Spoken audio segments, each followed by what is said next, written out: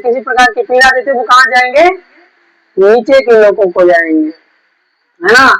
तो नीचे के लोगों में जाने वालों की संख्या अधिक है। ये सिग्नल दे रहा है लाइट, ये बता रहा है कि भाई नीचे जाने वाले, यहाँ सब नीचे जाने वाले हैं क्या, ऐसे ही प्रतीत हो रहा है।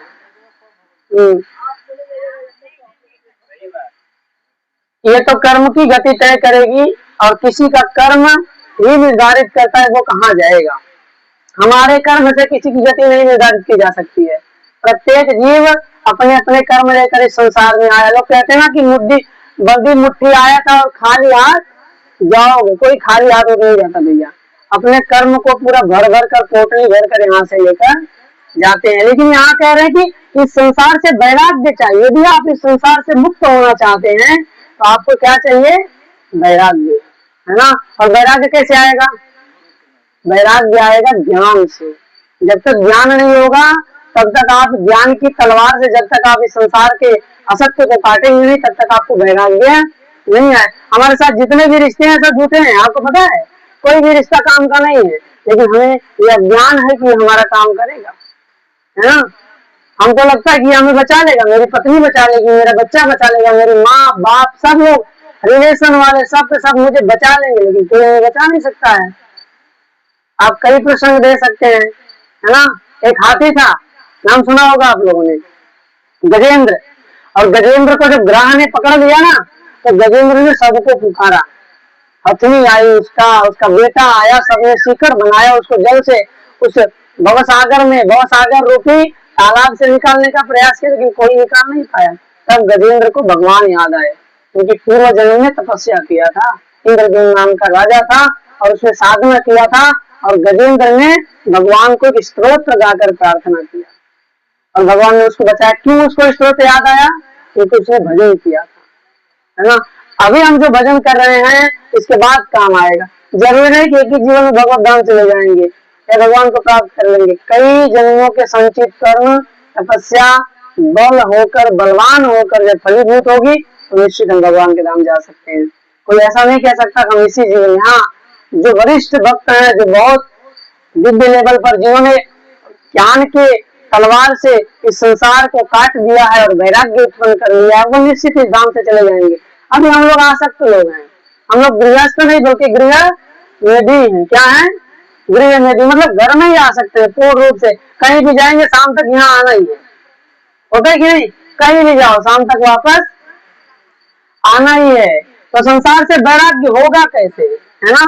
अगर हमारा ये लक्ष्य है, भगवान कपिल देव ने, ऋषभ देव ने अपने पुत्रों को एक उपदेश दिया था। यदि आप लोग भागवत पढ़ते होंगे तो पता होगा, कहते हैं नायम देहे देह भाजा निलोके कष्टान कामत पर अति विद्यान में। मेरे पुत्रों, ये संसार तपो दिव्यम पुत्र काये न सत्वम, ये शरीर जो मिला है तपस्या करने के लिए। कैसी तपस्या, दिव्य तपस्या, है ना। दिव्य तपस्या करने के लिए शरीर मिला हुआ है। और दिव्य तपस्या क्या है, दिव्य के लिए तपस्या। दिव्य कौन है, भगवान कृष्ण दिव्य हैं, और इस शरीर को कष्ट देकर तपस्या करेंगे तब जाकर हमें भगवान प्राप्त होंगे। नहीं तो आप सोचिए, जो सुख आपको आपके घर में मिलता होगा उससे करोड़ गुना अधिक सुख आपके बाजार में सुअर को मिलता है। आपको नहीं पता होगा तो जाके देख लीजिएगा। कोई परिश्रम नहीं करता, वो कोई इंतजाम करने की आवश्यकता नहीं है, जमीन नाले में वो डाल लिया, उसको स्वादिष्ट उसके लायक व्यंजन मिल जाता है। और हम उसी व्यंजन के लिए सुबह से शाम तक परिश्रम कर रहे हैं। हम पकाते हैं, खाते हैं, खिलाते हैं, पत्नी और पुत्र परिवार सबकी जिम्मेदारी निभाते हैं, तब जाकर कुछ निवाला मुंह में आता है। और सुअर को कुछ चिंता नहीं है, जहाँ मन कर लिया लोढ़ लिया, खेल लिया, खा लिया, लौट लिया, नहा लिया, धो लिया, और जब मन करे खा लिया, है ना। एकदम जो 5 स्टार होटल में जो भोजन मिलता है ना, वही उसको नाले में मिलता है। तो हमसे अमीर तो सुअर हुआ है कि नहीं, हमसे बुद्धिमान तो सुअर, कुछ परिश्रम नहीं करता, आनंद ले रहा है, भर भर पेट आनंद ले रहा है। तो मनुष्य जीवन क्यों मिला फिर? अगर भगवान ने मनुष्य शरीर क्यों दिया, मानव क्यों बनाया आपको? क्यों न सुअर बना दिया, क्यों न गधा बना दिया, मानव क्यों बनाया, है ना। आहार निद्रा भय मैथुनम से सामान्य पशु भी न, आहार भोजन करना, सोना, डरना, बच्चे पैदा करना, ये 4 कार्य तो पशु भी कर रहा है समाज में। लेकिन हमें भगवान ने मनुष्य शरीर दिया है। धर्मो ही तेषाम अधिको विशेष, धर्म में विहीना पशु भी हराराम। धर्म एक विशेष वस्तु है जो सिर्फ मनुष्य के लिए बनाया गया। कुत्ते का कोई धर्म नहीं होता या किसी अन्य जीवों का कोई धर्म नहीं है, सिर्फ धर्म मनुष्य के लिए है। अब कुत्ते को मैं अगर प्रवचन सुना भी दूं और कुत्ता अगर प्रवचन सुन भी लिया तो क्या करेगा बताइए? मनुष्य कर सकता है। इसलिए जिज्ञासा होनी चाहिए कि हम इस संसार में क्यों हैं, आखिर मनुष्य शरीर क्यों दिया गया, आखिर ये प्रकृति क्यों है, हम इस प्रकृति में क्यों डाल दिए गए, यहाँ से निकल कैसे सकते हैं। और दिक्कत क्या पता है, हमारा दुर्भाग्य, हमें पता ही नहीं हम कष्ट में हैं, हमें पता ही नहीं हम फंसे हुए हैं। अगर कोई व्यक्ति जेल में है और उसको पता ही नहीं कि वो जेल में है तो निकलने का प्रयास करेगा कभी करेगा नहीं। लेकिन अगर पता चल जाए हम जेल में हैं तो निकलने का प्रयास अवश्य करेगा। अभी हमें ज्ञान ही नहीं हम जेल में हैं, हम कैदी हैं, हम 84 लाख लोगों में कैद कर लिए गए हैं। और इस कैद का कारण क्या है? हमारा अज्ञान। हमारा अज्ञान ही हमें कैदी बनाकर रखा है।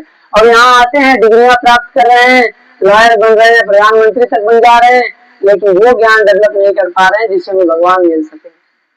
हमें उस ज्ञान को प्राप्त करने का प्रयास करना है भक्तों, जिससे भगवान मिल सके। भगवान ने भगवत गीता में क्लियर शब्दों में कह दिया है ना, कि मनमना भगवत भक्तो मध्याजी नमस्कुरु।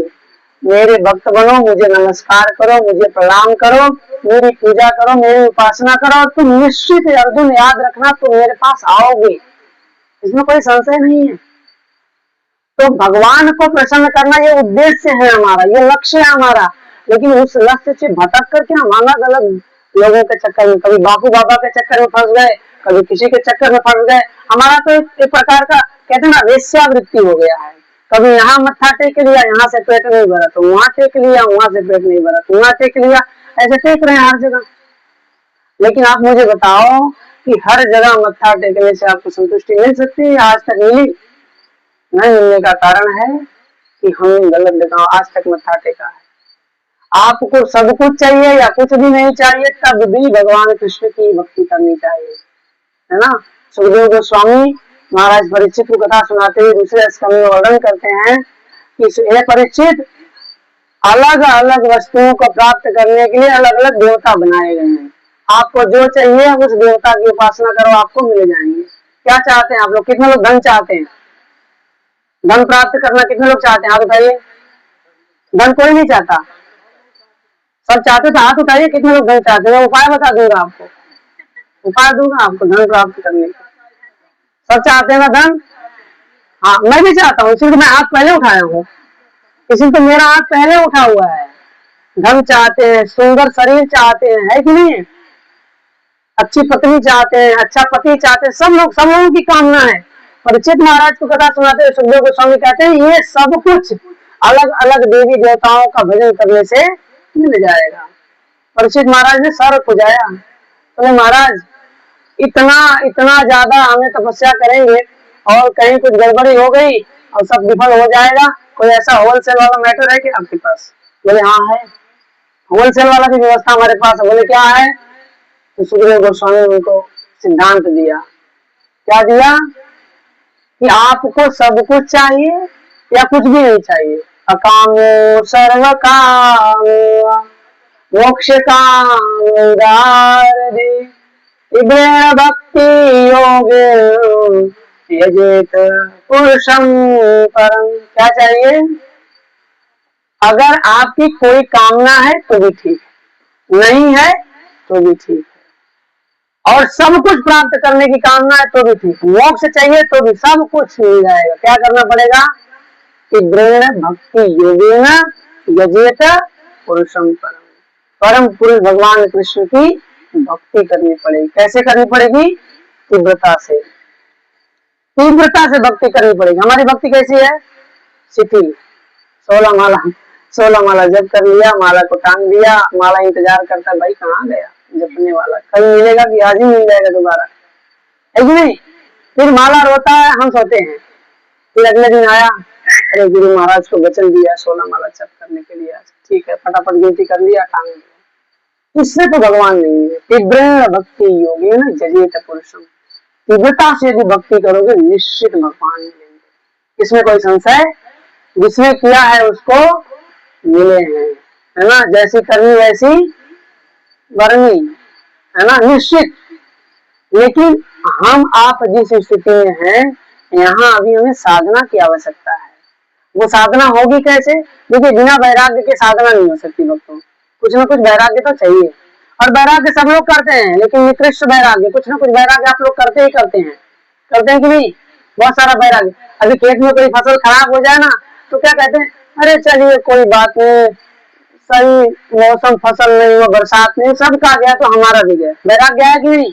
थोड़ा मोड़ा वैराग्य है, चलो सबका गया तो हमारा भी गया। कोरोना में ना, एक व्यक्ति को गांव में कोरोना आया तो उसको हार्ट अटैक आ गया, लेकिन पता चल जाए ना, अगर कोई आके बता दे, अरे आपके पड़ोसी को भी तो, अच्छा उसको भी कोरोना हो गया, तब तो ठीक है, तब मतलब मैं स्वस्थ हूँ, मतलब और भी लोगों को कोरोना हुआ, इसका मतलब मैं ठीक स्थिति में। अकेले हो गए तो परेशानी वाला मैटर है।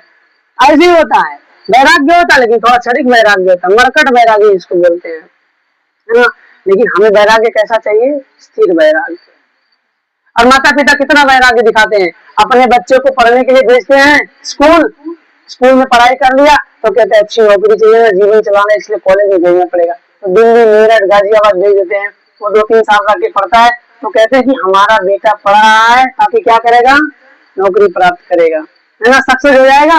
और उसके बाद जब नौकरी प्राप्त कर लेता है ना, तो उसके लिए एक लड़की की व्यवस्था करते हैं सब, शादी हो जाए तो नौकरी पा गया, कमाने, और जैसे ही लड़की आती है उसको लेके उड़ जाती है, कहाँ गई? तो फिर वो दिल्ली, बम्बई, फिर वो अच्छा अपने परिवार को लेकर रहेगा। वैराग्य है कि नहीं है? आपने किया नहीं समर्पण। लेकिन अगर वही लड़का ब्रह्मचारी बन जाता तब तो हार्ट अटैक आ जाएगा। साधु बन गया, इस्कॉन वाले तो साधु बना दिए हमारे बच्चे को, सही है कि नहीं? लेकिन उसके पहले भी तो आपने वैराग्य दिखाया कि नहीं? बहुत बड़ा वैराग्य है। वो लात मार के चला गया, वृद्धाश्रम में डाल के चला गया, कुछ भी चला गया, लेकिन साधु बन गया तो दिक्कत हो गई। लेकिन जिसके बच्चे भक्त बनते हैं, साधु बनते हैं, उनको कहीं भेजते नहीं है, उनको पालते हैं, पोसते हैं और जीवन मरण से, चक्र से मुक्ति करा देते हैं।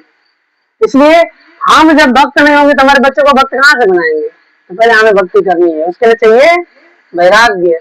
यहाँ पर बता रहे हैं कि संसार में एक बहुत बड़ी समस्या है, पता है क्या? आसक्ति। हम इस संसार में दूसरा कारण फंसने का क्या है?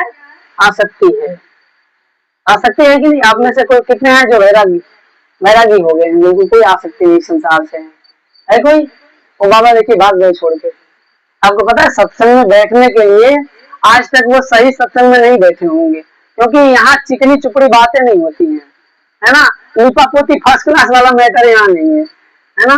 हमारे संस्कृत के टीचर हुआ करते थे, वो बोलते अरे गधा तुमको पढ़ने लिखना नहीं है तो एक काम करना, हिंदी लिख के और वो आती है ना इंक वाली, छिड़क देना ऐसे, जहां जहां बीबी चली जाएगी, बूंदी बूंदी हो जाएगा ना, तो संस्कृत हो जाएगा।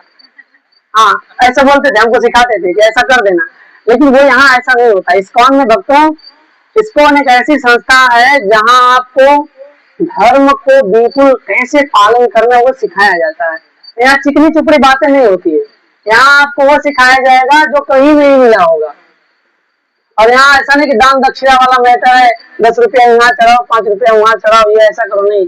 आप सुनो, प्रसाद पाओ, फिर अपने घर जाओ। आपको कुछ पालन करना है, कर पाओगे तो आपका जीवन मंगल में हो जाएगा। हमारा कुछ उससे बनने वाला नहीं है, फायदा आपका ही है, नुकसान आपका ही है। नहीं करोगे तो नुकसान, और करोगे तो फायदा है। और भगवान श्री चैतन्य महाप्रभु इस धरती पर प्रकट हुए आज से 540 वर्ष पूर्व। उन्होंने एक ही शब्द कहा है ना, भज हरे कृष्णा, जप हरे कृष्णा, हरे कृष्णा, उसके अलावा कुछ नहीं, है ना। कृष्ण नाम जप करेंगे तो भगवान कृष्ण आपको प्राणों से अधिक प्रेम करेंगे। लेकिन अगर कृष्ण का नाम छोड़ दिया ना, इस संसार में दुर्गति हो जाएगी, कोई प्रेम ना करेगा आपको। तो कृष्ण ही हमारे हैं और कोई संसार में हमारा नहीं। आसक्ति कहाँ से आती है? हम क्या करते हैं, ये पत्नी मेरी है, मेरे अधिकार से चलनी चाहिए, घर मेरा है कि नहीं। एक ही माँ के गर्भ से पैदा हुए 4 संतान एक कोठरी में 4 भाग लगा देते हैं, फिर माता और पिता को ही बांट देते हैं। 6 महीना माता जी तुम्हारे में रहेंगे, 6 महीना हमारे में रहेंगे, पिता जी तुम्हारे में रहेंगे, हमारे में रहेंगे, बांट रहे हैं। ये क्या हो रहा है? आसक्ति। आसक्ति से मुक्त होना है भक्तों, और आसक्ति से मुक्त होने के लिए क्या करना पड़ेगा? एकमात्र उपाय, वो भगवत भक्ति, बस। भगवान की भक्ति के बिना आसक्ति से मुक्त नहीं हो सकते हो। ध्रुव महाराज तपस्या करने से पहले जब वो बैठे थे, कहाँ, अपने पिता के सिंहासन पर बैठना चाहते थे, उन्होंने क्या किया था, वो राज्य चाहते थे। तपस्या राज्य पुरुषम, राज्य प्राप्त करने के लिए भगवान की तपस्या कर